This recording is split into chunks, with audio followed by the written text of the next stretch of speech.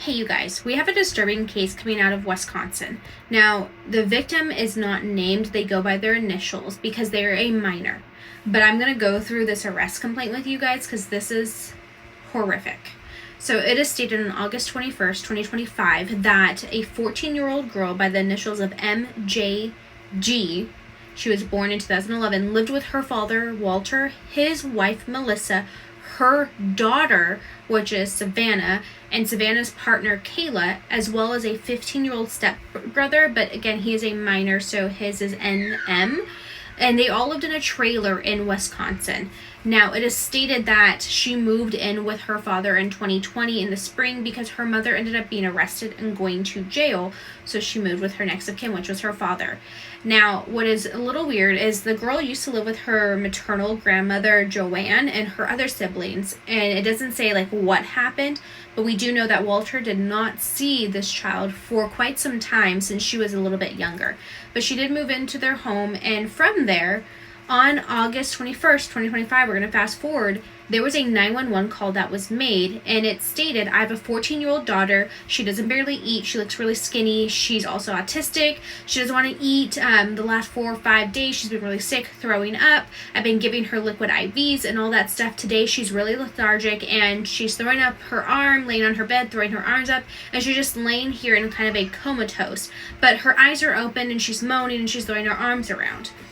And he's saying, I tell her to sit on my lap, the porch broken. He's kind of going all of that, he's in end stage liver failure. That's what he's calling 911. So 911 gets to her house. They arrive, and they observe Walter carrying out MJG down the driveway, and she looks severely malnourished. Her collarbone, her rib cages, her hips, her cheekbones are very, very prominent. She looks like she's 6 to 8 years old.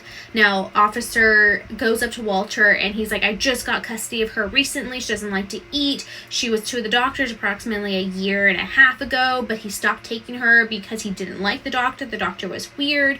She has no medical services that come to the house. He gives her insured drinks, just explaining this to the officer and saying that she used to live with her mom. She was abused and given sleeping pills, and they transported her to St. Vincent Hospital in Green Bay. Now, Walter did ride in the ambulance because his vehicle had flat tires. Now, what was weird, though, is this wasn't just a child that was sick. This is a 14-year-old that looked like an 8-year-old.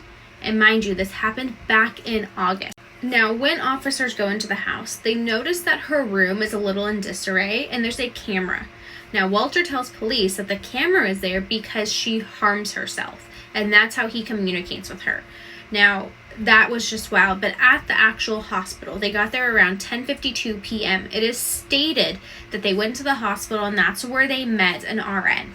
The RN that was working in the hospital was in care of MJG, who had been transported by ambulance. And it is stated, and I'm going to read it for you guys, that she had to be intubated. She was in organ failure. She weighed 35 pounds. She had a very large bruise to the right side of her forehead. Her blood sugar was 24. She was hemotheric, and she had pressure sores. It is also stated that there was no medical records for her for 5 years. And this prompted an investigation on the 22nd of August. Now, on the 22nd of August, the investigator advised of the child neglect case and kind of sent them to social workers. But mind you, she was in the hospital. She was going through organ failure. It is stated that the attending physician informed them that she was severely malnourished and advised that there was regard to organ failure and that they needed the next 72 hours to really observe her because this was critical. They did not know if she was going to survive what was going on. Now, on August 22nd, it is stated that Walter wanted to know about what was going on with his daughter, that she was 14, autistic, and she had the mentality of a 4 to 6-year-old. Walter said that she was always healthy, she was never sick, that he got sole custody of her March 1st, 2020, that her mother went to jail, and when CPS started talking to him, he's like, well, she's my daughter, of course I'll take her. But that's where this gets twisted. There are text messages from him and his wife and his stepdaughter and her girlfriend saying about how they didn't want her, how they just wish that she would go away, all this, that, and the third, and interviews with his friends that are saying that he didn't want her, that he would leave her in the woods somewhere, and kind of just go off of that.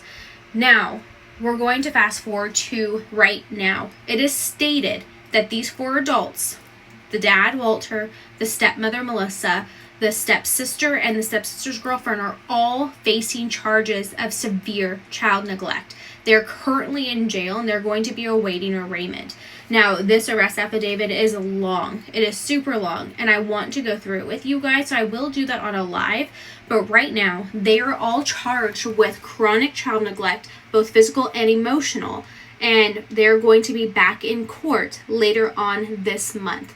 Do we know what's going to happen? No. But from what we can see is they're facing about 80 years in prison, and their bonds are set. The ones for Melissa and Walter are at $150,000 cash, and the bond for the stepsisters at $100,000, which is just wild. So I will keep you guys updated as we follow this case, but I will be reading this arrest affidavit on live tonight.